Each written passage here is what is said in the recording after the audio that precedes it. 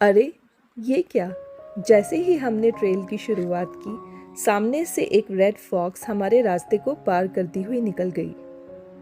एक पल के लिए लगा जैसे प्रकृति ने खुद हमें वेलकम करने के लिए अपना मैसेंजर भेजा हो।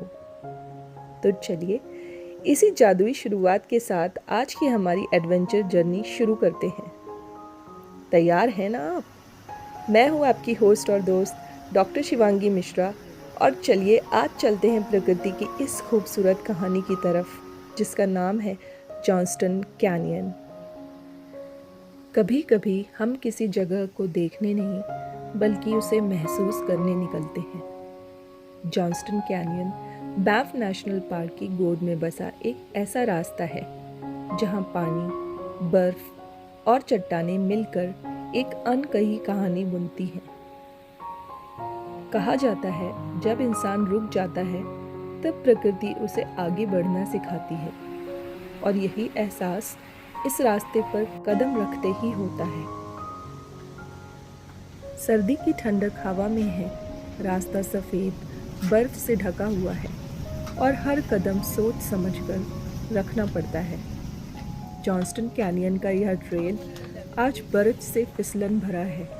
कुछ लोग जूते बदल रहे हैं, कुछ पीछे मुड़ने की सोच रहे हैं, लेकिन प्रकृति हमेशा चुनौतियों में ही सुंदरता छिपाती है।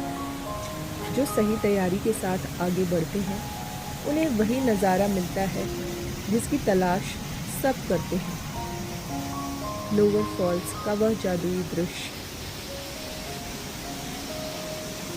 हर मोड़ पर बर्फ जमी हुई है, पेड़ों पर चमकती धूप हीरे सी लगती है और हवा में ठंड नहीं, एक अजीब सी शांति बह रही है।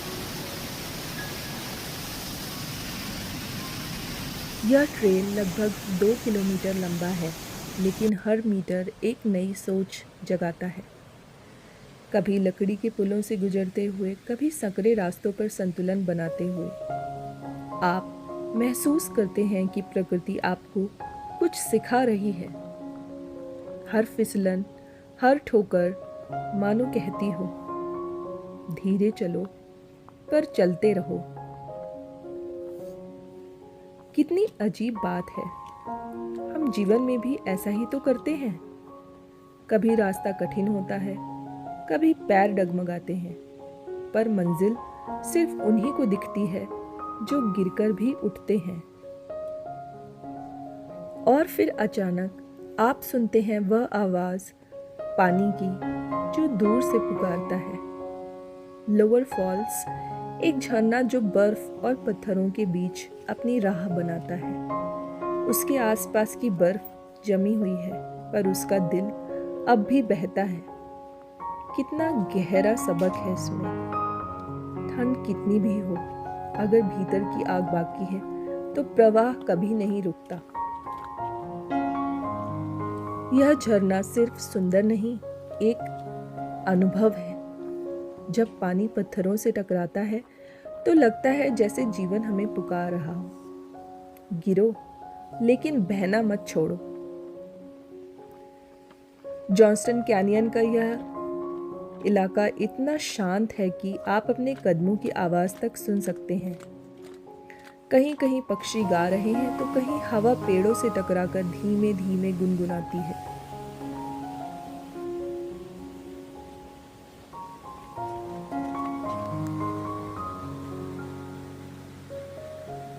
और उस संगीत के बीच आप खुद से मिलते हैं।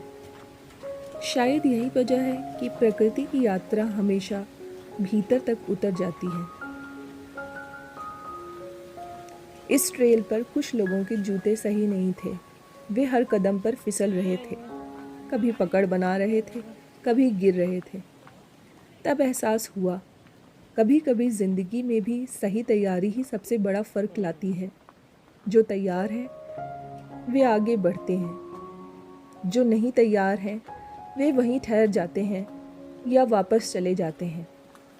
प्रकृति न्याय नहीं करती, वह सिर्फ दिखाती है कि हर चुनाव का परिणाम होता है। और यही इस रास्ते की खूबसूरती है। यह हमें सिर्फ चलना नहीं, साथ चलना सिखाता है। जब आप झरने के सामने खड़े होते हैं, पानी की बूंदें चेहरे को छूती हैं और मन में बस एक ख्याल आता है कि हम सब किसी न किसी रूप में यात्रा पर ही तो हैं। कभी चढ़ाई, कभी फिसलन, कभी ठंड और कभी थकान, लेकिन मंजिल हमेशा उसी को मिलती है जो चलते रहने की हिम्मत रखता है। लोअर फॉल्स से लौटते हुए हर इंसान कुछ न कुछ बदल चुका होता है, क्योंकि उसने देखा है कि बर्फ के नीचे भी जीवन बहता है। जॉन्स्टन कैनियन हमें यह सिखाता है कि प्रकृति में हर चीज का एक लय है, हर ठहराव का एक अर्थ। यहाँ गिरना भी सुंदर है, क्योंकि हर गिरावट एक नई उड़ान की तैयारी होती है। हम अक्सर सोचते हैं कि प्रकृति शांत है, पर सच यह है कि वह बोलती है और लगातार बोलती है। हवा जब चेहरे को छूकर गुजरती है तो वो कहती है कि तूफान भी गुजर जाते हैं। सूरज जब बादलों के पीछे छुप जाता है, फिर लौट कर चमकता है। वह सिखाता है अंधेरा हमेशा स्थायी नहीं होता। नदी जब पत्थरों से टकराती है, वह समझाती है रुकावटें रास्ते नहीं रोकती, बस प्रवाह का तरीका बदलती हैं। लेकिन हम जल्दबाजी में, दर्द में, उलझनों में इतना खो जाते हैं कि सुनना ही भूल जाते हैं। जानवरों को देखिए, वे दुख रखते हैं, डरते हैं, पर जीना नहीं छोड़ते। एक चिड़िया अगर तूफान में घोंसला टूट जाए, वो रोती नहीं, वो फिर से पत्ते उठाती है, फिर से बुनती है, फिर से जीती है। एक हिरण अगर गिर भी जाए तो वह रुकता नहीं, क्योंकि जंगल उसे सिखाता है हर गिरावट के बाद उठना जीवन की इच्छा है। एक कुत्ता, एक गिलहरी, यहाँ तक कि एक छोटा सा फॉक्स भी हमें यही सिखाते हैं कि जीवन सरल है अगर हम इसे महसूस करें। इनका कोई बड़ा दर्शन नहीं, सिर्फ एक नियम है, आज जी लो, क्योंकि कल फिर से नई शुरुआत है। जब आप दुखी हों, बाहर निकल जाइए। अगर कभी दिल भारी हो तो कमरे से बाहर निकल जाइए। कोई बड़ा कदम नहीं, बस 2 मिनट की एक लंबी सांस लीजिए। पेड़ के नीचे खड़े हो जाइए, नदी के पास बैठ जाइए, या बस आसमान को देख लीजिए। क्योंकि प्रकृति हमारी कमी पूरी नहीं करती, बल्कि वह हमें याद दिलाती है कि हम अधूरे ही नहीं हैं। वह कहती है, जो दर्द तुम्हें रोक रहा है वही दर्द तुम्हें आगे भी बढ़ाएगा। आप महसूस करेंगे कि प्रकृति आपके कंधे पर हाथ रखकर कह रही है, मैं यही हूँ, तुम अकेले नहीं हो।